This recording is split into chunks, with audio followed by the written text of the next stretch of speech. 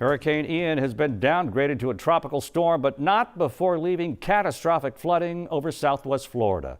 Aerial images over Sanibel, an island southwest of Fort Myers, show flooded neighborhoods. One home even engulfed in flames, and the Sanibel Causeway collapsed, cutting off the only access to the mainland. Good afternoon, everyone. I'm Ron Trevino in for Sherman Chow.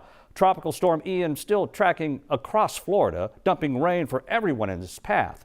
Governor Ron DeSantis called it the biggest flood event in the state's southwest region ever. Christian Benavides has the latest from Orlando. With many streets in Kissimmee, Florida underwater, first responders are helping flood victims reach higher ground. I feel a lot better. My brother just finished getting rescued. Hundreds of people who decided to ride out the storm are believed to be trapped in their homes waiting for assistance. Those who are in need of life support right now, help is on the way. Hurricane Ian slammed ashore Wednesday afternoon along Florida's southwest coast, dealing a direct blow to Fort Myers. Winds hit 150 miles per hour and water quickly overwhelmed block after block. Ian wiped out a section of the causeway to Sanibel Island and left behind massive flooding. Are you guys okay? Naples was also hit hard. Cell phone video shows firefighters wading through chest-deep water to rescue one woman. Ian is now taking aim at Florida's east coast. The storm has weakened, but still packs plenty of power. This storm is having broad impacts across the state, and some of the flooding you're going to see in areas hundreds of miles from where this made landfall are going to set records.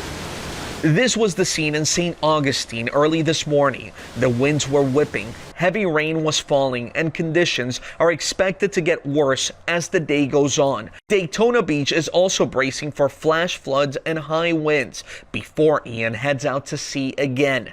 Forecasters say the storm could strengthen over water and is expected to make landfall for a third time, possibly near Charleston, South Carolina. Christian Benavides, CBS News, Orlando, Florida. And the president is talking about the storm right now. Let's listen in. $100 for home repairs, another $37,900 for lost property, for everything from the automobile to a lost wedding ring. That's what we mean by lost property. I've also spoken with mayors across the state, both Republican and Democrat, and I've told them the same thing. We are here. Whether you need, and whatever you need, I indicated to call me directly at the White House. They know how to do that. We're going to do everything we can to provide whatever they need. We've dispatched over 1,000 FEMA personnel and prepositioned major federal capacities and capabilities and supplies. That includes millions of liters of water, millions of meals, and hundreds of generators. I deployed dozens of search and rescue teams, along with high water vehicles and rescue helicopters to help get survivors to safety. Thousands of National Guard members have been activated. And in my direction, the Department of Defense is providing surge capacity on multiple fronts in support of FEMA's efforts. I also want to say again to everyone in Ian's path, the danger is real, to state the obvious. Please obey all warnings and directions from emergency officials. And while the water is receding, don't go outside unless you absolutely have to. It's risky for you, and it impedes first responders from doing their job. I also want to say again to the oil and gas executives, do not use this storm as an excuse. Okay, we've been listening to the president live talking about Ian, saying there's a substantial loss of life possibly, and adding that he knows a lot of families are hurting. We're going to have more on that later today at 4 o'clock. All right, let's take a live look over Fort Lauderdale, courtesy of EarthCam. Over 2 million people began the day in Florida with no power, and that number could go up as the day goes on. Meteorologist Tim Pandages joins us.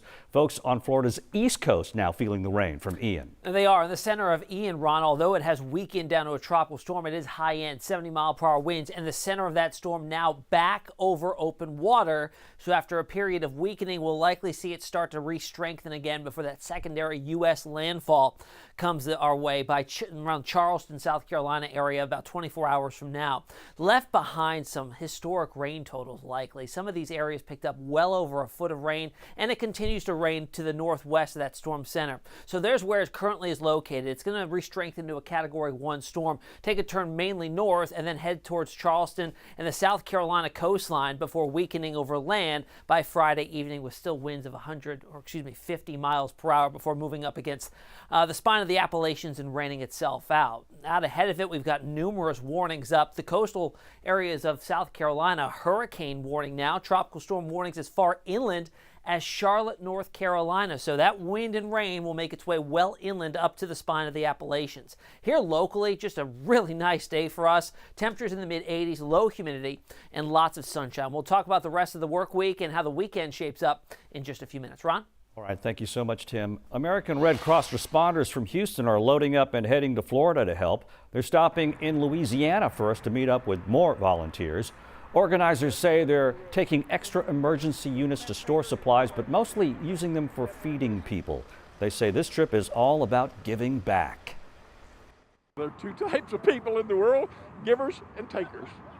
And most of the people that are involved with Red Cross are people that want to give to other people, they want to help other people, they care about other people. If I made a difference in one person's life, hope more, that to me is, I felt that I did my job. That's what it's all about. A group of about a dozen responders plan to reach Florida by tomorrow night. Right now on our website, KHOU.com, you can find ways to help people in Florida and track the storm as it heads toward the East Coast.